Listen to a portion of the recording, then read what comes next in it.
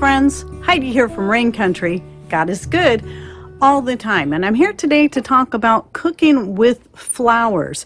Now I'm going to lead you back first to a video. Well, you don't have to watch it first, but a video I did I think a year ago about why preppers should grow flowers. So I'll be putting that in the description box down below, so when this video is over with, I suggest you go check that video out. And the other thing I'll be linking to is my herb playlist, where I talk about all these individual herbs, some of the ones I'm going to be talking about today, plus many, many more. It's a 6-year-long project, that playlist, and there's still many more to come. So I suggest you open up that playlist and just kind of breeze through there and see the various videos I have, and just select the ones that you're most interested in learning something about. And hopefully, since I'm shooting my video out on the deck, because I like to do it as much as I can while we're having decent weather, hopefully my chickens won't be too obnoxious today. Minnie Pearl's been obnoxious for quite a while now, but she's being quiet right now. We'll see if she'll keep it up. So right here, I'm just kind of getting started on my nasturtium flower harvest. And keep in mind, when you watch some of these videos like this, they were shot 3 weeks ahead of time, so I'll have way more, and I've already been using some of them so far, but I just went ahead and picked some so you could see how pretty they look in the colander. And I'll put a picture here. That pictures always look better than what I can show on the video. And so I'll be talking mostly about flowers like nasturtium, daylilies, and more that I like to use most in cooking. So we're not talking about using medicinally, because you can learn all about that in my other videos, but just for the sake of adding to your foods for color, for the nutritional value, and how you can use them. And it's really quite simple. The first rule is just, once you know that a flower is edible, taste it and then see what you think about the flavor, and it will give you an idea at there she goes. It'll give you an idea of how well it will work in various different types of dishes. So nasturtium flowers, for instance, taste very much like a radish. So for me, that's not something I consider putting in a sweet type dish, but something I'd be more apt to use in a savory dish. But most of your flowers, like marshmallow flowers, pansies, rose petals, borage, and so many more, have such a mild flavor, and some even a sweeter flavor, like honeysuckle, for example, that they can go well in any sweet dish as well as any savory dish, because their flavor is so mild. And honeysuckle is one of the sweetest, by the way. And pansies kind of have a mild wintergreen flavor, but so mild that it's not going to interfere with other flavors that you might be going for in the various dishes. Now, calendula is another flower I like to use in dishes, and a lot of times I'll break the flowers off and use them in salads. I have taken the whole flowers and fermented them just like kimchi, and I've done the same thing with nasturtium flowers and leaves. These are two things that taste really good when fermented, just like you would kimchi. So if you like kimchi with the spiciness and the onions and the garlic and the ginger, those do great in these kind of dishes. And then you have something like lavender. A lot of people like to use lavender in sweet type dishes. I personally just don't like the flavor of lavender. To me, it's like putting perfume in my food. But people like Amy Fuel, she even has a recipe in her herb book that I always have linked in the description box that I highly recommend.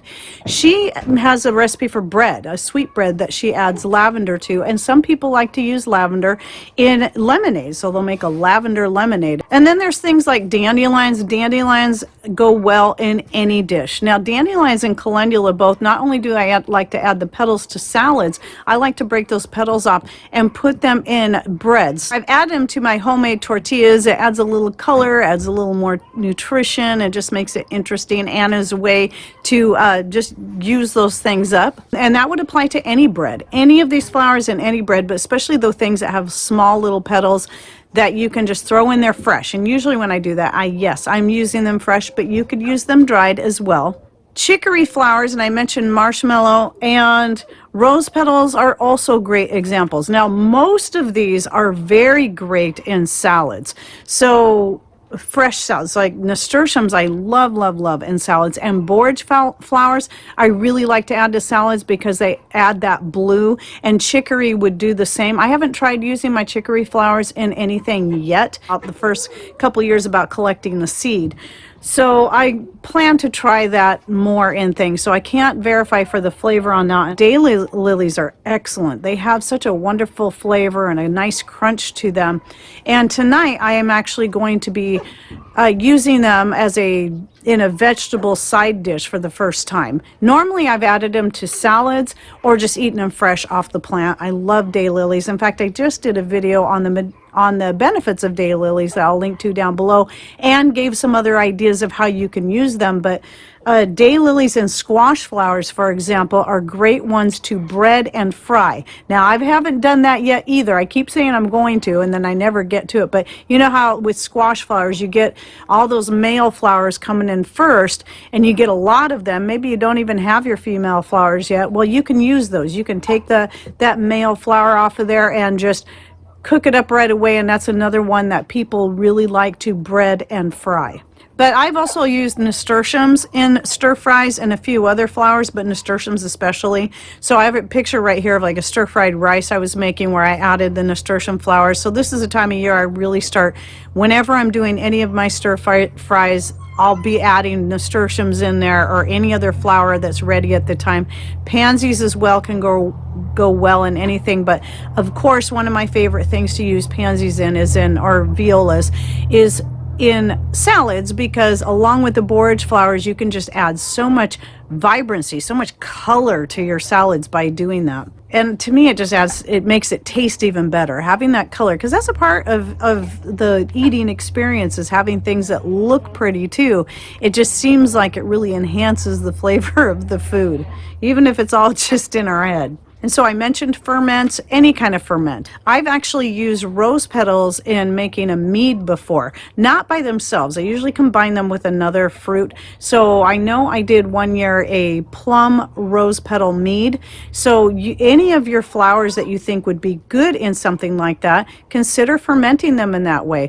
Some people make a dandelion wine, and you can do that with any flower that you think is going to taste good. I would say elderflower would be a great one to use in wine, because elderflowers have a wonderful flavor. Obviously, you can make elderberry wine too, but elderflowers, if you're like us where you get lots of flowers, lots and lots of flowers, but by the time the berries start getting ripe, the winds start coming and blowing off all the berries, or the birds eat them all. I still get berries, but I get a lot more flowers than I do berries, and thankfully there's a lot of benefits in those flowers too, nearly as much as in the berries. And then, of course, speaking of ferments, let us not forget vinegars. I make floral vinegars every year, and most of the time now I do that with my nasturtiums, because it just depends on what flower I'm getting the most of. I've used rose petal. I've made just straight rose petal vinegar. I've made just floral vinegars where I mixed them up. White roses, red roses, pansies, lavender, because these are all things that can be really good for your hair, by the way. And I like to use my floral vinegars for a hair rinse or even a hair wash, but any of those that have that certain kind of flavor that you're looking for would be good for a culinary vinegar as well. And you can use it for whatever you want. As long as the herb that you're using to make your vinegar or the flour is edible, you can use it for whatever you want, as long as you like the flavor. The only thing I noticed that really gave it a strong flavor and scent when it comes to flowers is the lavender. It does definitely add that strong lavender scent and flavor to the vinegar, but some of them you won't even taste much of a difference when it's done. It just depends on the flower that you're using. And then one more thing I want to mention when it comes to flowers is some people tend to overlook the flowers that grow on their culinary herbs, such as their thyme, oregano, rosemary, sage, just for an example. All of those can be used. You can use the flowers on any of them, especially anything that's in the mint family. So your peppermint, your lemon balm, and so on. All of these can be used. And sage flowers, they have more of that trumpet shape. You can pull each one of those little flowers off there and add those to salad. They add a nice flavor that's not as strong as the leaf. And that's what you're going to find in all those kind of herbs, is the flowers are going to have a much more mild flavor. So some people have a hard time with fresh oregano, like a Mediterranean oregano, and it's really hot, try just the flowers and see what you think. They're a lot more mild. Same goes with the thyme and any of these. And they can go quite well in salads, or use the same way you would use the leaves in anything. So a lot of times, like with thyme, when I'm harvesting it and it's already gone to flower, I just cut all of it and I dehydrate it all up together, leaves and flowers, and they go in the same jar for my seasonings in any dish that I'm going to want to use thyme in. Same thing with any of those other herbs except for the sage. The sage flowers, I don't get as many of those anyway. Those I do like to pull off and either eat fresh or add to salads. But I've also added them to stir fries and soups and so on. And I forgot to mention soups. Yes, you can add any of these flowers to soups. And how you use it is up to you. You can leave the flowers whole.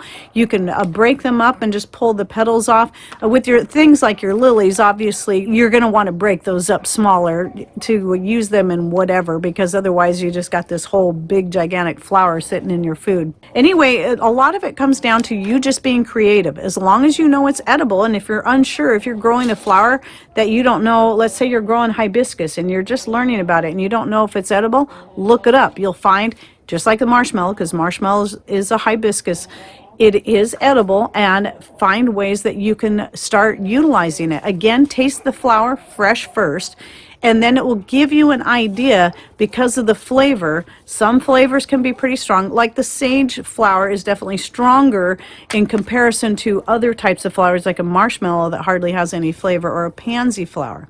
Once you taste that, you'll get a much better idea of what it's going to go best in and how you're going to want to use it, and then just be creative and then do whatever you want with it.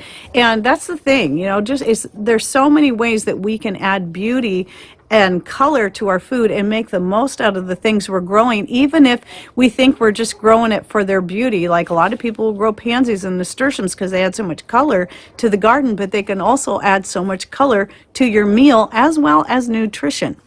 All right, well, I hope you enjoyed this video and it gave you some ideas, and don't forget to check out the video links I'll be putting in the description box down below. And if I think of any others that are applicable, like the old one I did on the fermenting nasturtiums, and I can't remember if I have one on fermenting calendula, but I do have one on calendula vinegar, I will put those in the description box down below. And also share with us some of your ideas. What have you done with various different flowers? Were they squash flowers, herb flowers, just flowers that most people grow just for their prettiness? Please share with us in comments how you like to use those kind of things. All right, well, thanks for watching. Take care and God bless.